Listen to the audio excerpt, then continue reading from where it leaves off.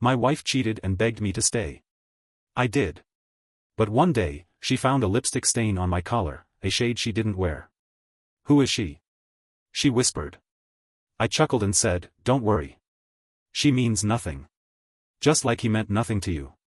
Her eyes filled with tears, and that's when she knew.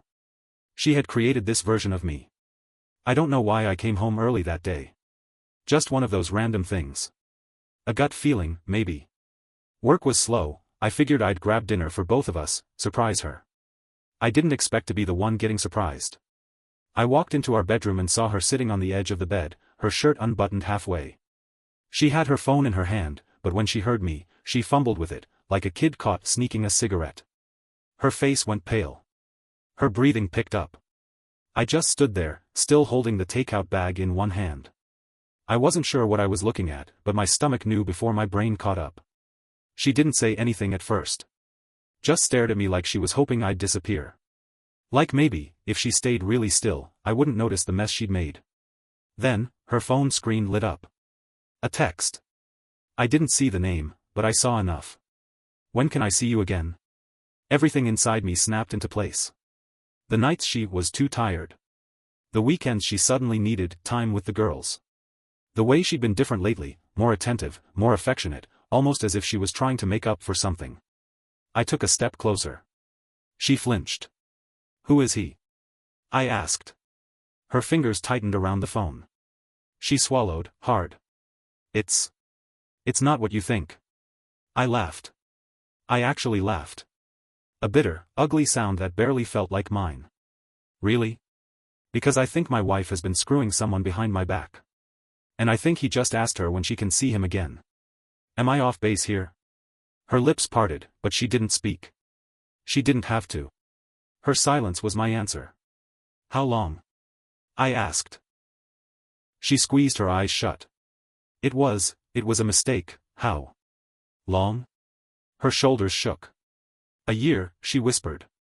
A whole damn year. I felt sick. She got off the bed so fast she nearly tripped over herself. Then she was in front of me, grabbing my hands, sobbing. Please, she begged. Please, I love you, I swear. It didn't mean anything. It's over. I ended it. I yanked my hands away. Oh, it didn't mean anything? I scoffed. So you threw away our marriage for nothing? She cried harder. I think she tried to touch me again, but I stepped back. I should have left right then. I should have turned around, walked out, and never looked back. But I didn't. Because the stupid thing about love is that it doesn't just shut off when someone betrays you. It should. But it doesn't. So I stayed. It wasn't forgiveness. Not really. It was a wound that scabbed over but never fully healed. She cut him off. Deleted everything. Changed her number. Became the perfect wife overnight. She cooked my favorite meals, left me little love notes, ran her fingers through my hair while we watched TV. She whispered apologies in my ear at night. I let her. But something in me was different. Before she cheated, I loved her in a way that was deep, whole. She was home. But after? She was just a person who had hurt me. A person I happened to live with. She would touch me, and all I could think about was how those same hands had touched him. She would kiss me, and I wondered if she had kissed him the same way. I used to feel lucky to have her. Now I felt trapped. About 8 months after I found out, we were getting ready for dinner. Some fancy restaurant she had picked. Another night of let's pretend we're okay. I was in front of the mirror, adjusting my collar, when she walked in behind me. She stopped. Stared. Her breathing changed. What? I asked. She reached out, fingers trembling, and touched my shirt. Right at the collar. I looked down. There it was, a faint lipstick stain. Deep red. A color she didn't wear. Her face drained. Who is she? She whispered. I didn't even flinch. I met her eyes in the mirror. And then I did something I never thought I'd do. I smiled. Just a little. Just enough. Don't worry, I said. She means nothing. I turned to face her fully, watching her lip tremble. Just like he meant nothing to you. Her breath caught. She opened her mouth, but no words came out. And right there, in that moment, she knew. She knew exactly what she had created. She didn't say anything at first. Just stood there, staring at me, her eyes wide and glassy. I could see her brain working, twisting through possibilities. Maybe I was lying. Maybe I did it on purpose. Maybe I was paying her back. And I was. Her lips parted. I thought we were fixing things. I exhaled through my nose. A slow, heavy breath. You thought. She swallowed. Who is she? She asked again, her voice breaking. I grabbed my watch from the dresser and slid it onto my wrist, as calm as ever. It doesn't matter, I said. That was the moment her knees buckled. Because she knew, she had once said the same words to me. I walked past her and headed to the door. But before I could step out, she grabbed my arm. Her nails dug into my skin, but I didn't shake her off. Please, she choked out. Tell me it's not real. Tell me you're lying. I turned my head slightly, just enough to look her way. I stayed, didn't I? She nodded quickly, desperate, hopeful. And every day, I had to sit with it. Every single damn day, I had to live with the fact that my wife chose someone else for a whole year. Tears streamed down her face. You swore you forgave me, she whispered. I smiled, but there was nothing kind about it. I tried. That night at dinner, she barely touched her food. Her hands trembled when she picked up her glass, her eyes darting to me every few seconds like she was trying to figure out if she even knew the man sitting across from her anymore. I let her sit in it. I let her feel it. It was an interesting role reversal. She used to be the one controlling the room, the one with the secrets, the one making the choices. Now, it was me. And I'll be honest, I liked the shift. I liked the way she looked at me now. Scared. I liked the way she second-guessed herself, how her hands fidgeted, how she was suddenly the insecure one. I liked knowing that every time I left the house, she was wondering where I was. If I was with her. The best part? I didn't even have to cheat. She thought I did, and that was enough. A few weeks passed, and she was a wreck. She started waking up in the middle of the night to check my phone. I never stopped her. Never locked it, never set a password. Because there was nothing to find. But that was the beauty of it, she thought she'd find something. And then, one night, my phone actually did ring at 3 a.m. I was asleep. She was too. Until she wasn't. The moment it vibrated on the nightstand, she shot up, grabbed it before I could, and answered. Hello? Her voice was thick with sleep, but also panic. Silence on the other end. Then, a soft, female voice. Who is this? My wife's entire body went stiff. She turned to me, eyes wild. Who the hell is this? She snapped into the phone. Another pause. Then, the caller hung up. She whipped toward me. Who was that? I wiped a hand over my face, sighed like I was exhausted. No idea. I reached for my phone, checked the number. It wasn't saved in my contacts. Probably a wrong number. Her hands were shaking. Bullshit. I gave her a look. So now you get to be suspicious. She faltered. Because she knew she had no right. And yet, I saw the panic set in. I saw the fear crawl into her bones. She knew I was different now. She knew she didn't hold the power anymore. But the thing is, I wasn't done yet.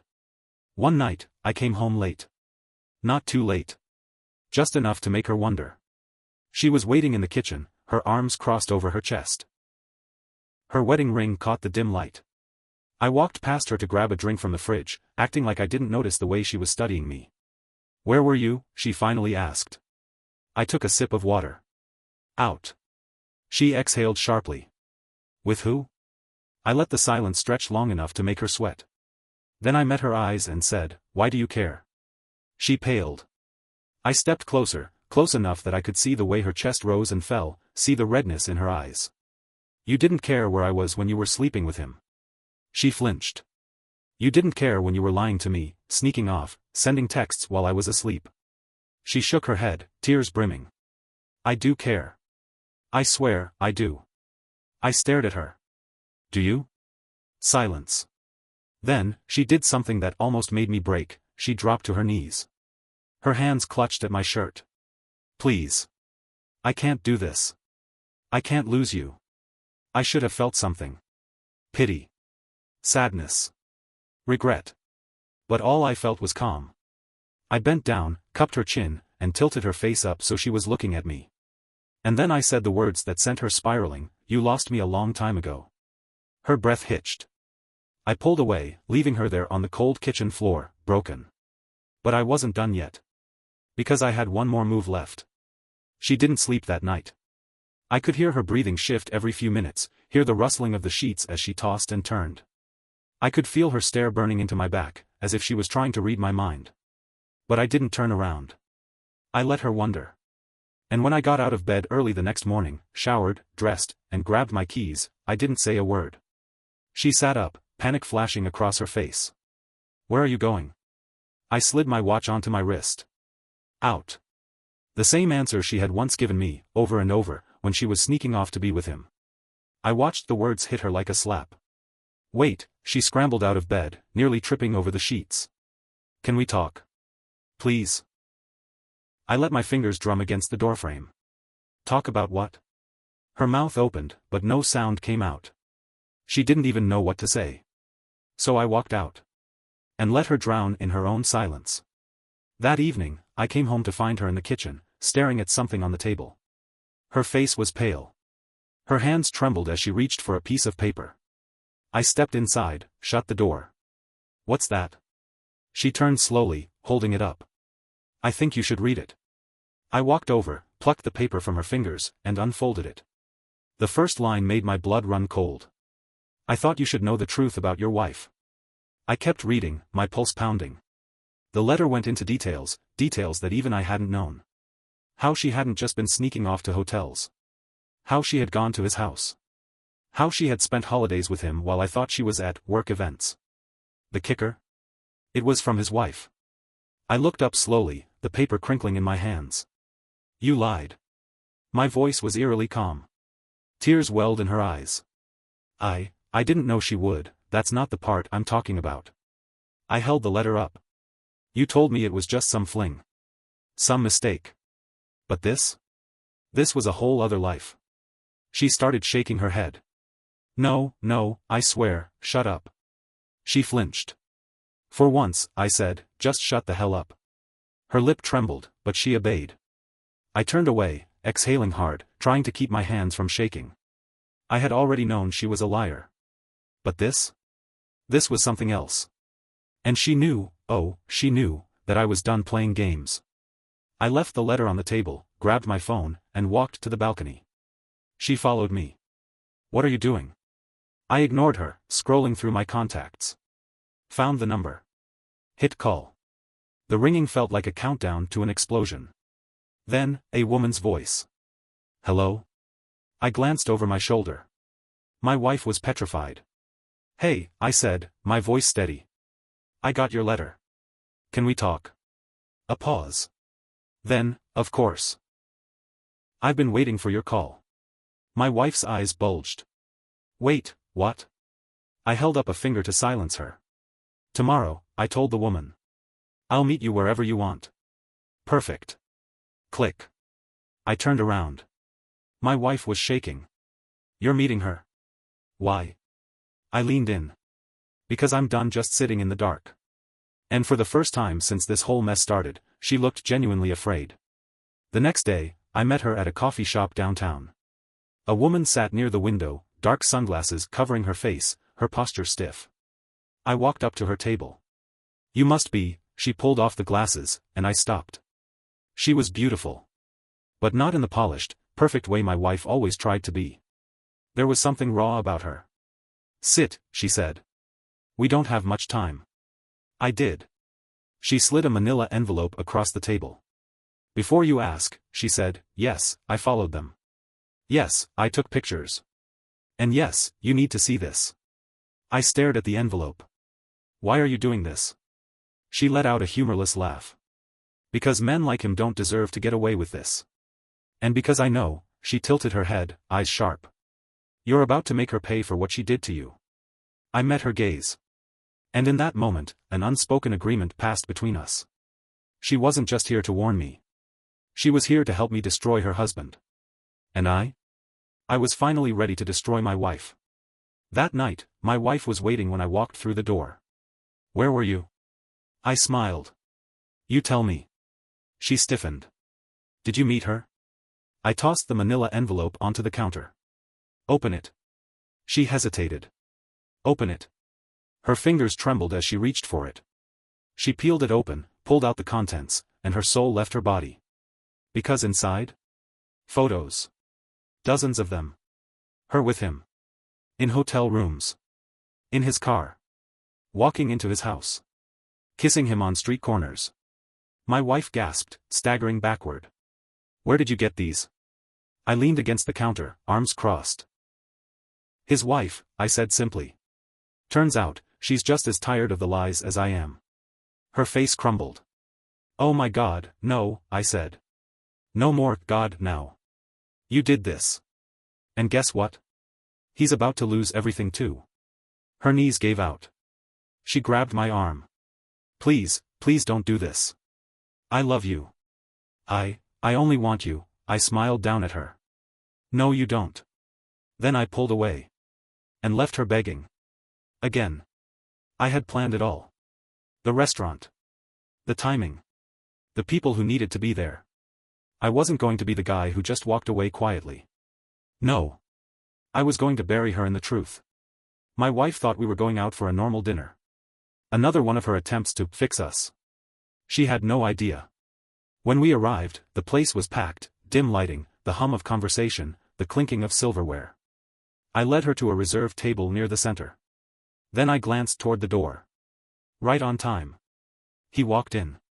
And his wife was right beside him. The moment my wife saw them, her whole body locked up. What is he doing here? She hissed. I took a sip of my drink. You'll see. She turned to me, her face desperate. No. No, please, but it was too late. His wife walked up first, her heels clicking against the tile, her face an unreadable mask.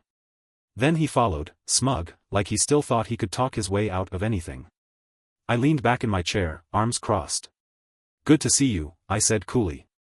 My wife was frozen. What's going on? The guy asked, glancing between us. His wife smirked. You didn't tell him? My wife visibly shrank. I don't know what you mean, I slid the manila envelope onto the table. You know exactly what she means. His wife reached over, took out the photos, and slammed them down in front of him. Recognize these? She asked. His cocky expression vanished. His eyes darted to the photos, him and my wife, sneaking around, kissing, tangled up in hotel sheets. The restaurant quieted. Nearby diners were starting to listen in. My wife shook. Oh my God. No, I said, my voice sharp. Don't pray to God now. You weren't thinking about him when you were screwing him in a Holiday Inn. Gasps. Whispers. His wife's lips curled into something between rage and satisfaction. I told you I would ruin you, she whispered to him. And I meant it. He turned to me now, desperate.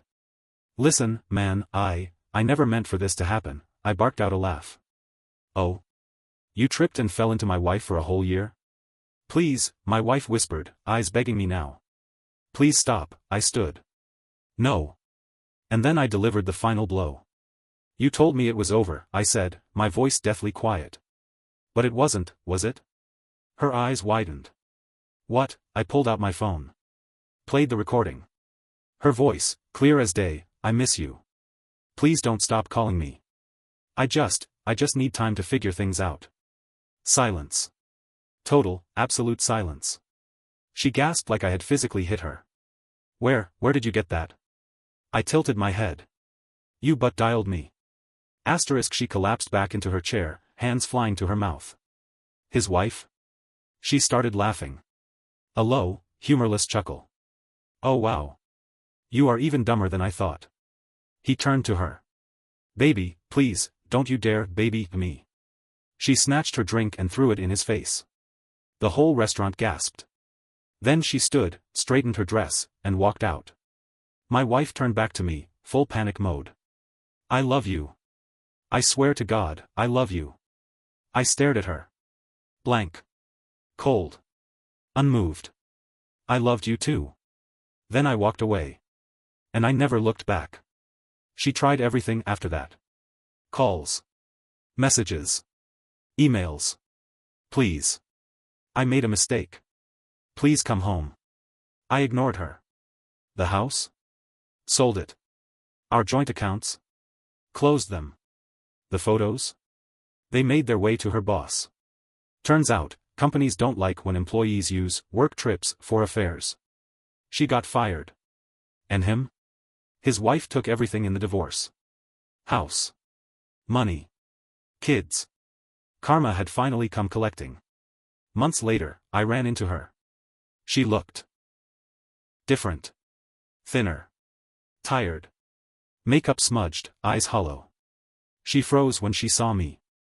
Oh my God. I didn't stop walking. She reached out, grabbed my arm.